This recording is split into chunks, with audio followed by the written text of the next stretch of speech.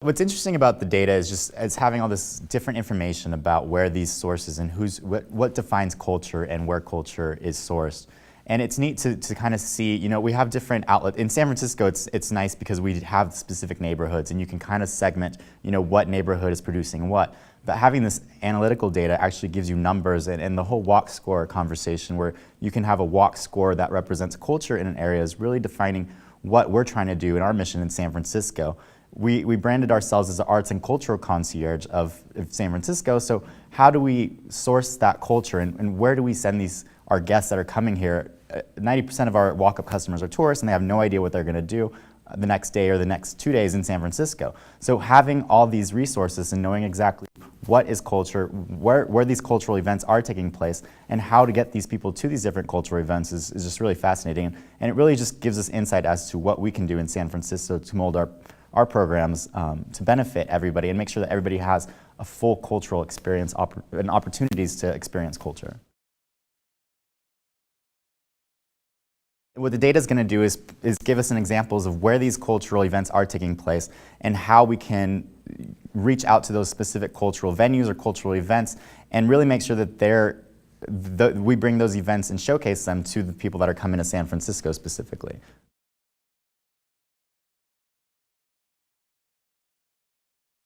That's what's interesting is that, for example, the Union Square area of San Francisco where our TIX booth is located is kind of the central hub for theater. But meanwhile, there's all these different areas such as the Mission District, which has 50 to 100 different smaller working producing theaters that have great cultural events.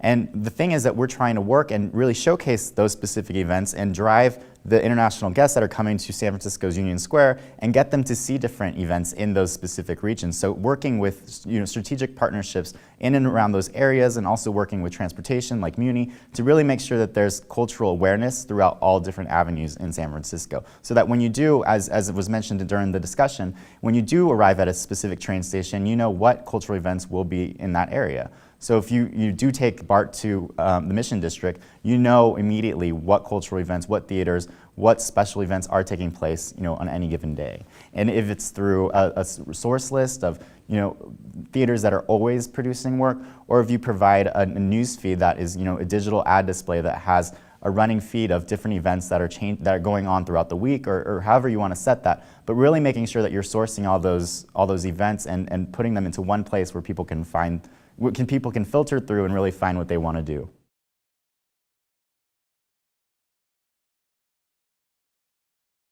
For example, down the waterfront, we have theaters down there as well, down in Fort Mason or in Pac Heights kind of area.